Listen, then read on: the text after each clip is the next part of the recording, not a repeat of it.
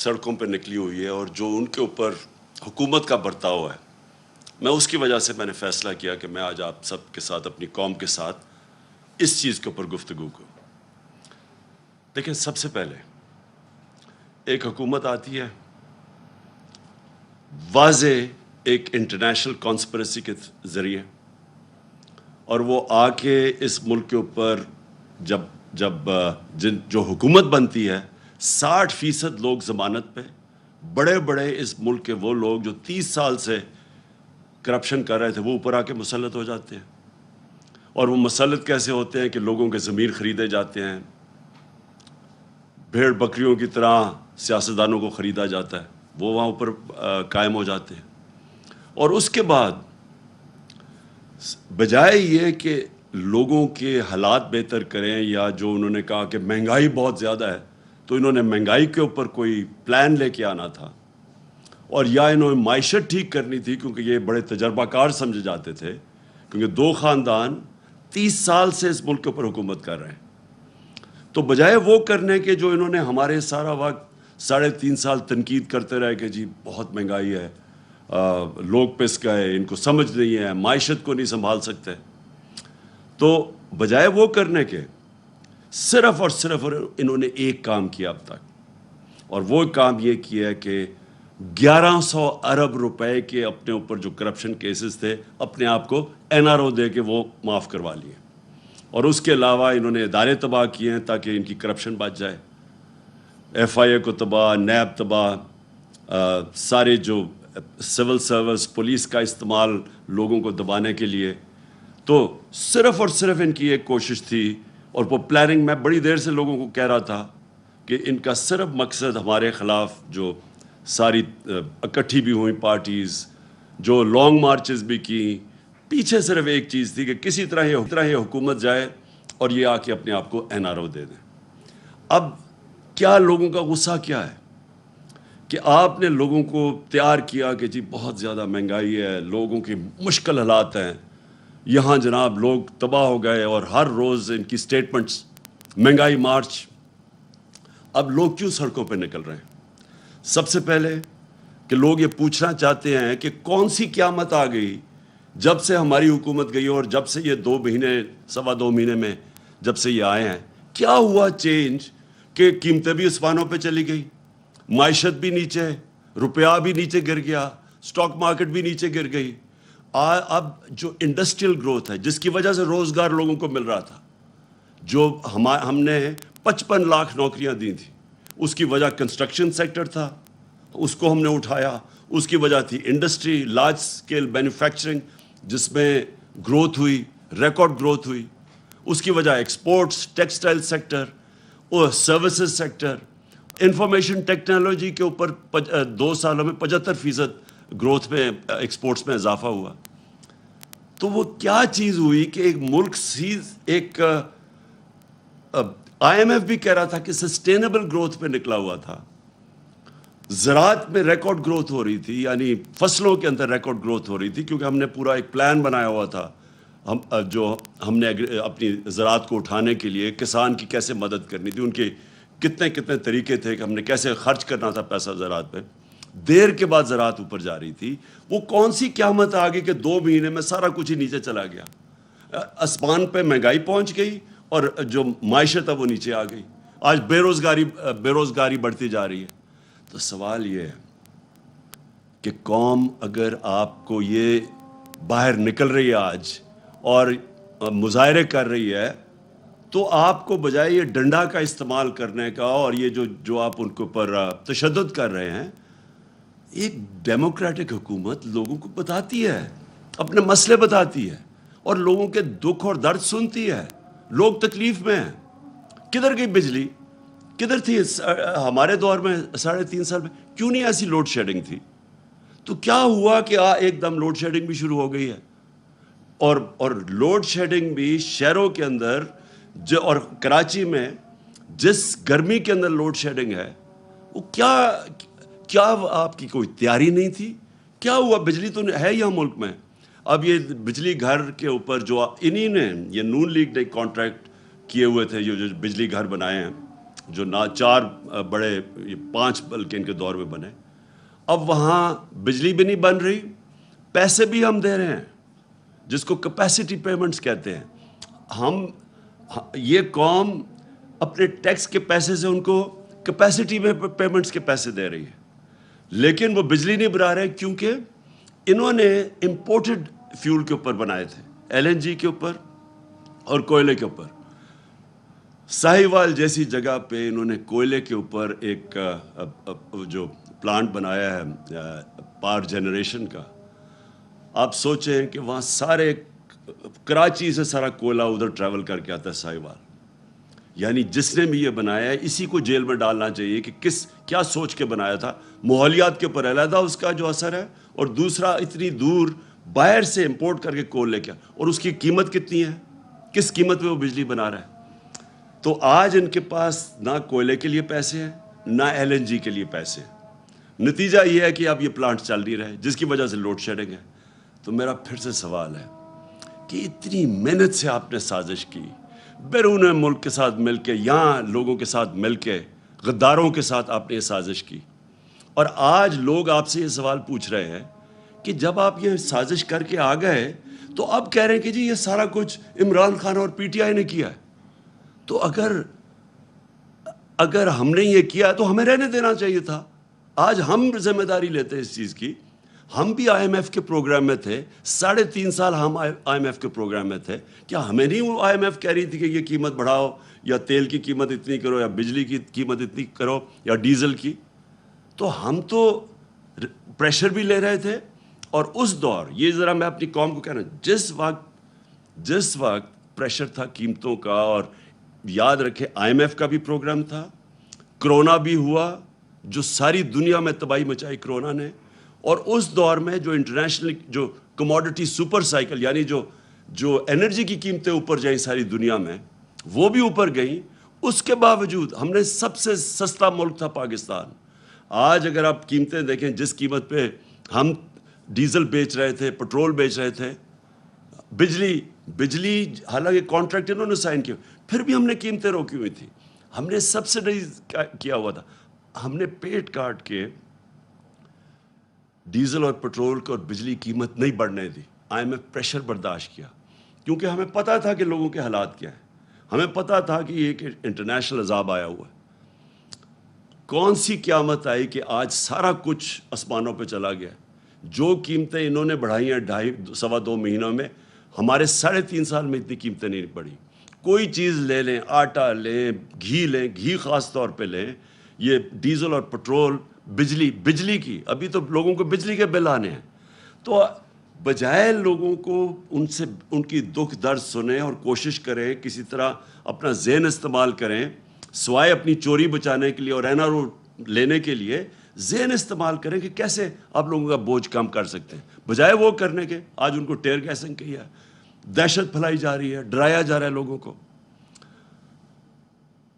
میری آج اپنی ساری قوم سے ایک ہی آپ سب کے لیے درخواست ہے, اپیل ہے کہ دیکھیں, ایک پرامن احتجاج ہم سب کا حق ہے. یہ ہمیں جمہوریت ایک حق دیتی ہے, ہمارا آئین حق دیتا ہے. ہمارے جب ہم نے 25 کو جب احتجاج کیا, 25 مئی کو, انہوں نے جس طرح کا ظلم کیا لوگوں کے اوپر, فیملیز پہ, گھر میں رات کو 2-3 بجے گھس کے خواتین کو جس طرح انہوں نے چادر اور 4 دیواری کو, ہماری روایت کو پیچھے رکھ کے جس طرح انہوں نے کیا, اس کی میں مارشل لاء میں تو شاید ایسا ہوتا ہو, کسی جمہوریت میں نے ایسے نہیں دیکھا. میں نے جنرل مشرف کی آمریت کے اندر, وہ بھی ملٹری ڈکٹیٹر تھے, میں نے اس میں اس طرح کا ظلم نہیں دیکھا جو انہوں نے کیا 25 کو. اور اب ہم پھر تماشا دیکھ رہے ہیں. یہ کر کیا رہے ہیں؟ سنبھالی ان سے معیشت سنبھالی نہیں جا رہی, قیمتیں ان سے روکی نہیں جا رہی, باہر پھر رہے ہیں ہاتھ پھیلا کے. وہ ان کی مدد جس طرح کر رہے ہیں, جس طرح میں نے کہا کہ وہ کوئی بھی فری لنچ نہیں ہوتا, یعنی کوئی مفت میں آپ کی مدد نہیں کرتا, وہ کوئی نہ کچھ آپ سے مانگ رہے ہیں. ان کو بھی خوش کرنے کے لیے انہوں نے ہماری نیشنل سیکیورٹی کو کمپرومائز کرنا ہے, وہ بھی اب دیکھتے رہے. تو اب اگر ان کا خیال ہے کہ صرف ظلم کر کے اور تشدد کر کے کسی طرح لوگوں کو کنٹرول کریں گے. ایسے لوگ کنٹرول نہیں ہوں گے. ابھی مہنگائی جہاں تک ہمیں پتہ ہے جولائی میں اور بڑھنی ہے, کیونکہ انہوں نے جولائی میں جو LNG تھی وہ نہیں آ رہی. اب ان کے پاس جو یہ سمجھ رہے تھے کہ یہ باہر سے چیزیں, یہ فیول خرید لیں گے, یہ کوئلہ یا LNG, وہ ان کے پاس وہ وسائل نہیں ہے, کیونکہ قیمتیں اوپر چلی گئی ہیں. لہٰذا میں آج اپنی ساری قوم کو کہہ رہا ہوں کہ میں 2 تاریخ کو ہفتے کی شام کو اسلام آباد میں انشاءاللہ ایک تاریخی ہم کریں گے پروٹیسٹ پرامن, جو ہمیشہ ہم کرتے ہیں پرامن پروٹیسٹ. ہم سارے شہروں کے اندر بھی لوگوں کو کہہ رہے ہیں کہ پروٹیسٹ کریں. پشاور, لاہور, کراچی, ملتان, کوئٹہ, جتنے ہمارے بڑے شہر ہیں ادھر بھی ہم پروٹیسٹ کر رہے ہیں, اور ہم یہاں پریڈ گراؤنڈ پہ کریں گے. میں یہ چاہتا ہوں کہ ایک زندہ قوم بن کے ہم سارے ان پروٹیسٹ میں شامل ہوں. ہم توڑ پھوڑ نہ کریں کیونکہ اپنے ملک کو ہی نقصان پہنچتا ہے, لیکن پرامن احتجاج ہم سب کریں بتانے کے لیے کہ ایک جمہوریت میں یہ ہمارا حق ہے, اور حکومت کا فرض ہے کہ وہ لوگوں کی آواز سنیں. حکومت ڈنڈے سے کبھی بھی جمہوریت نہیں چلتی.